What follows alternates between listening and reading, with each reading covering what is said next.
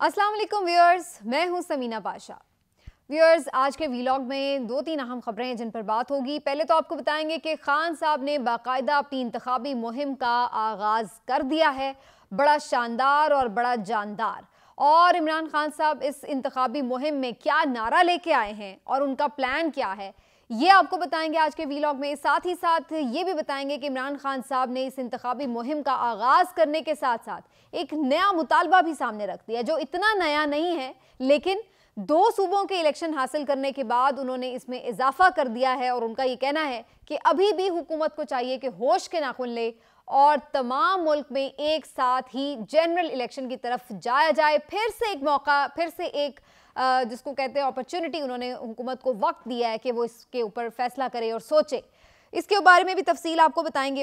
हुकूमत क्या सोच रही है, इसके तमाम इत्तेहादी बड़े बैठकर इकट्ठे एक साथ क्या प्लान कर रहे हैं, ये आपको मैं बताऊंगी आज के व्लॉग में। और सिस्टम क्या इस प्लान को सपोर्ट कर रहा है या फिर अब वक्त और हालात के धारे के मुताबिक बहने का फैसला हो चुका है। तो बड़ी अहम खबरें जी आज के व्लॉग में जो आपके साथ शेयर होने जा रही हैं।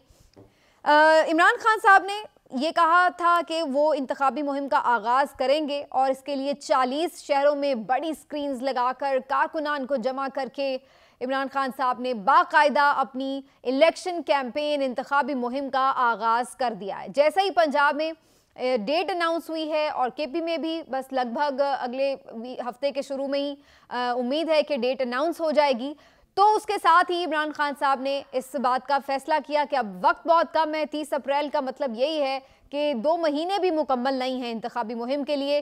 तो अब खान साहब जो हैं वो मैदान में उतर चुके हैं जनाब, और उसके लिए उन्होंने 40 शहरों में स्क्रीन्स लगाई, कारकुनान को जमा किया। बड़ा मजमा था कारकुनान का, ज़्यादा जोशो खरोश इसलिए भी था कि अभी रात ही को जो जेल भरो तहरीक के कारकुनान थे और असीरान थे, जिनमें पीटीआई के सीनियर लीडर्स भी मौजूद थे, वो भी इस सारे मामले में काफ़ी एक्टिव थे। तो वो नए नए बाहर निकले थे, बड़े इनकलाबी हुए पड़े थे, जोश वलवला उनका भी उरूज पर था। तो एक बड़ा ज़बरदस्त माहौल बन गया है इलेक्शन का, और लग रहा है ऐसे कि पूरा मुल्क इस वक्त इंतखाब की तरफ जा रहा है। और यही खान साहब चाह रहे थे। 2 सूबों में जो असम्बलियाँ तहलील करने का जो फैसला था, उसके ऊपर उस वक्त के बहुत सारे लोगों ने बड़ी तनकीद की थी कि खान साहब का ये ब्लंडर है, खान साहब ने अपनी हुकूमतें ख़त्म कर दी, अब इनके साथ ये होगा, अब इनके साथ वो होगा, अब बैठे हैं, ये इलेक्शन नहीं कराएंगे, खान साहब मारे गए, ये हो गया, वो हो गया। लेकिन देखा जाए तो ये खान साहब का एक मास्टर स्ट्रोक था, जिसने तमाम लोगों को इस बात पे मजबूर कर दिया कि वो तमाम लोग जो अवाम में जाने से घबरा रहे थे, अब उन्हें घसीट कर अवाम में लेकर जा रहे हैं खान साहब के। आओ अब फैसला करो और सामना भी करो अवाम का। और यही वो चीज़ थी जो इमरान खान साहब ने 2 सूबों के जो इलेक्शंस थे उनको हासिल करके एक मुसल्लत की है इस पीडीएम हुकूमत पर, जो कि नहीं चाह रही थी इलेक्शन में जाना, फरार चाह रही थी, लेकिन अब उसे जाना पड़ेगा। तो ये बेसिकली मास्टर स्ट्रोक ऐसा था कि इसके आगे सब बेबस थे। चाहे कोई चाहे ना चाहे इलेक्शन में जाना, लेकिन अब कोई ये कैसे कहेगा कि जनाब आइन कहता है कि 90 रोज़ में इंतखाब कराओ, तो वो कैसे कहेगा कि आइन नहीं कहता। ऐसे आपने उन्हें बंद गली में लाके फंसा दिया कि इसके बाद ना तो अदालतों के पास कोई ऑप्शन था कि वो कोई और फैसला देते, ना हुकूमत के पास, ना इलेक्शन कमीशन के पास, किसी के पास कोई ऑप्शन नहीं है कि वो इस जो फैसला है इससे राह फरार किसी तरह भी इख्तियार कर सके। तो ये एक मास्टर स्ट्रोक था खान साहब का, जिन्होंने तमाम पीडीएम हुकूमत को घुटनों के बल लाकर खड़ा कर दिया है।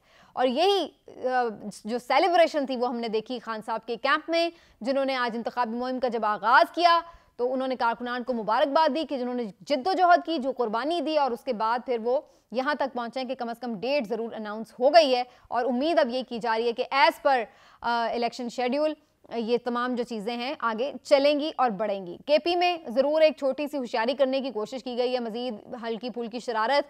गवर्नर साहब कहते हैं जी वो ख़त तो सेक्रेटरी के नाम है, तो लिहाजा सेक्रेटरी छुट्टी पे है, मंडे को आएगा, वो खोलेगा, फिर मैं देखूंगा कि डेट के ऊपर क्या बात करनी है।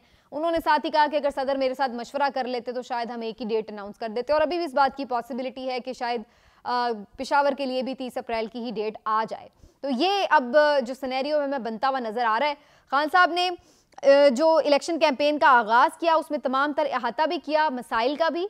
और अच्छी जो बात है, जो 2 चेंज मुझे नज़र आए खान साहब की आज की स्पीच में, वो मैं आपसे ज़रूर शेयर करना चाहती हूँ। पहली बात ये है कि खान साहब तमाम तर मकबूलियत के बावजूद, तमाम तर एग्रेशन के बावजूद और तमाम तर ज़्यादतियों के बावजूद जो उनके और उनके कारकुनान के साथ, उनकी सियासी जमात के साथ की गई हैं, उन तमाम चीज़ों के बावजूद भी इस लिहाज से मुझे आज बड़े एक मुदब्बिर और बड़े एक मफहमाना किस्म के सियासतदान नज़र आए कि जो वक्त की नज़ाकत को देखते हुए ये समझते हैं कि अब वो अपना जो गोल है उसको अचीव करने के बिल्कुल करीब हैं। तकरीबन उनको नज़र आ रहा है कि इलेक्शन हो रहे हैं और यही उनका जो गोल था।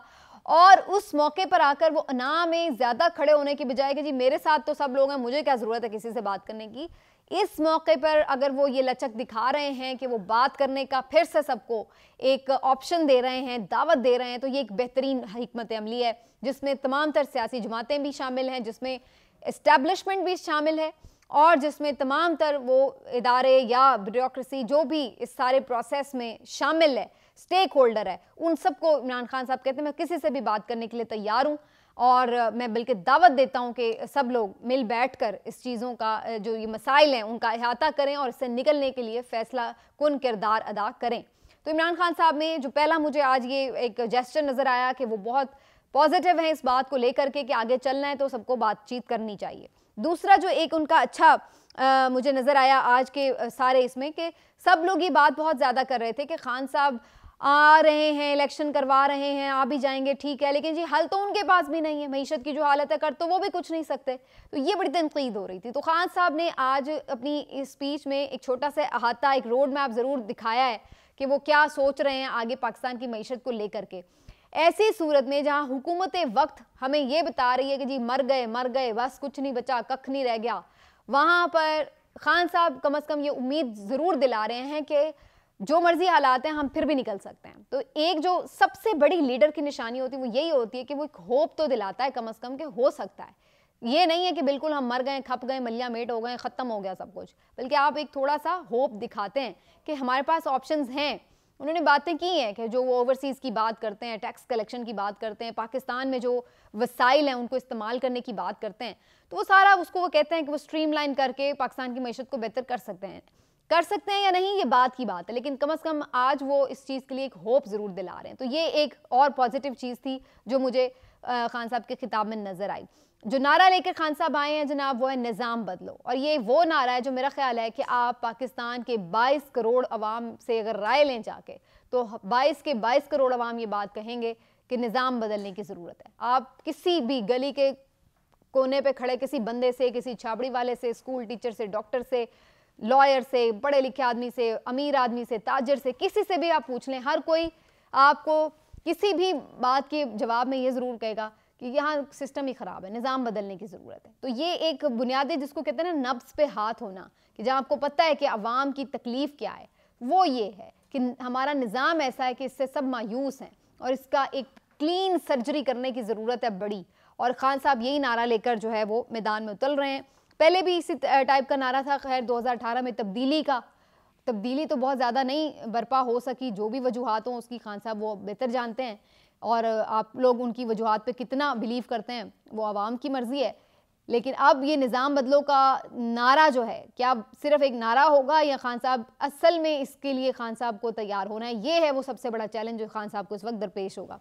लेकिन इसमें एक जो बड़ी बात है स्पीच में वो ये भी कि खान साहब ने एक साथ पूरे मुल्क में इंतखाबात का मुतालबा फिर से कर दिया है। उन्होंने कहा है अभी भी वक्त है, पीडीएम ये सोच ले कि ये 2 सूबों में सिर्फ इंतखाब करना चाह रहे हैं या फिर पूरे मुल्क में एक साथ करवा लें, उससे पैसे की भी बचत है, उससे जो एक एक्सरसाइज है फजूल की उसकी भी बचत हो जाएगी, और तीसरा ये कि एक स्टेबिलिटी आ जाएगी मुल्क में, एक सियासी इस्तेहकाम आ जाएगा। नई गवर्नमेंट आएगी, वो नई पॉलिसीज़ के साथ काम शुरू करेगी, लोगों को भी पता होगा ये 5 साल के लिए आए हैं, लोग भी अपना जो इन्वेस्टमेंट है वो करेंगे और काम फिर मईशत का पहिया चलना शुरू हो जाएगा। तो खान साहब की ये बात बड़ी साइब है। तमाम जो माशी तज्ज़ियाकार हैं वो भी इस बात के हामी हैं कि एक फ़्रेश इलेक्शन और फ्रेश मैंडेट की हुकूमत ही पाकिस्तान को मज़ीद गर्दाब से निकालने के लिए कुछ कर सकती है। अगर करंट सिचुएशन चलती रही तो हम मज़ीद भी तो खैर पहले ही हम ज़मीन बोस है मईशत, मज़ीद इससे पीछे हम पता नहीं कहाँ चले जाएंगे। तो ये है जो खान साहब ने बात की है। अब इसके ऊपर क्या वाकई इक़्तिदार के करता धरता ये तमाम बातों के ऊपर सोच रहे हैं या नहीं, ये अब इसका दूसरा पहलू है जिस पर मैं बात करने वाली हूँ। अहम मीटिंग हुई है जनाब आसिफ अली जरदारी साहब की, मौलाना फजल रहमान की और शहबाज शरीफ साहब की। इत्तेहादी सर जोड़कर बैठे हैं कि अब करना क्या है। पीपल्स पार्टी के हवाले से ये खबरें आ रही थी कि जनाब उन्होंने कहा है कि जी ठीक है, हम तो कहते हैं कि जो इलेक्शन है वो टाइम पे होना चाहिए as per supreme court decision, और इस सिलसिले में आसिफ जरदारी साहब ने शायद मशवरा भी ये दिया है।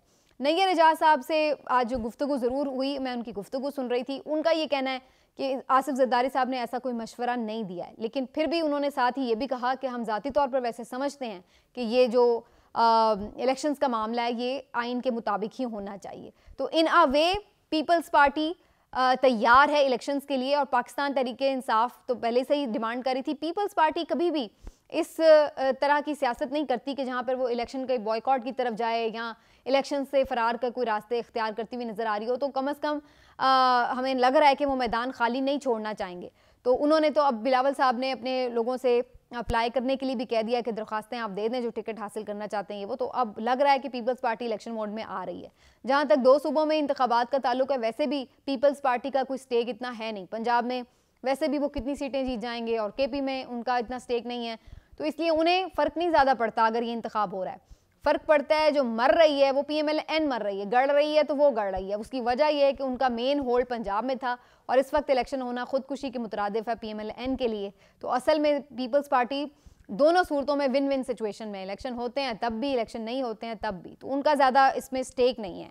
तो अब इस चीज़ के ऊपर एक डिस्कशन ज़रूर हुई है, हतमी फैसले पे तो नहीं अभी पहुँचे, लेकिन साथ ही साथ कहीं ना कहीं ये डिस्कशन भी हुई है कि नवाज शरीफ साहब ने शहबाज शरीफ साहब को ये कहा है कि अगर फिर इलेक्शन में जाना ही है तो इससे बेहतर है कि फिर सारे मुल्क में एक साथ इलेक्शन हो जाएं, फिर कौमी असम्बली को भी तोड़कर इलेक्शन में ही फुल फ्लैज जाया जाए।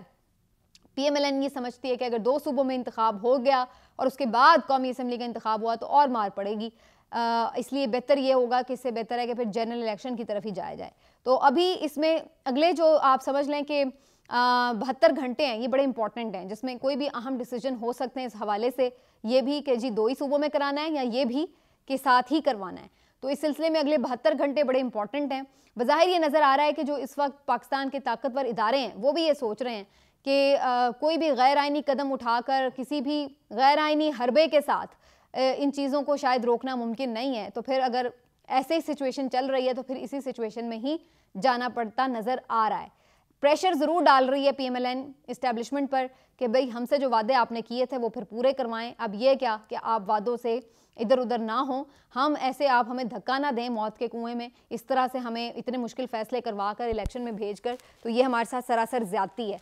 तो अब ये फ़ैसला कौन वक्त है इस्टेब्लिशमेंट के लिए भी कि क्या वो वाकई अपने आप को न्यूट्रल साबित करेगी इस मौके पर, या फिर कोई ऐसी चीज़ करके PMLN या PDM की सपोर्ट में इलेक्शंस का इल्तवा फिर से करने की कोशिश की जाएगी, कोई ज़्यादती करने की कोशिश की जाएगी ताकि इलेक्शन ना हो, या फिर अगर हों भी तो PTI को किसी तरह नुकसान उसमें हो जाए या दीवार से लगाने की कोशिश की। तो ये एक ओवरऑल हमें सिनेरियो नज़र आ रहा है, लेकिन ये अगले इन 2-3 सवालों के जवाब के लिए ये अगले 72 घंटे बड़े इंपॉर्टेंट होने जा रहे हैं। मिलते हैं अगले वीलॉग में, अपना ख्याल रखिए, अल्लाह हाफ़िज़।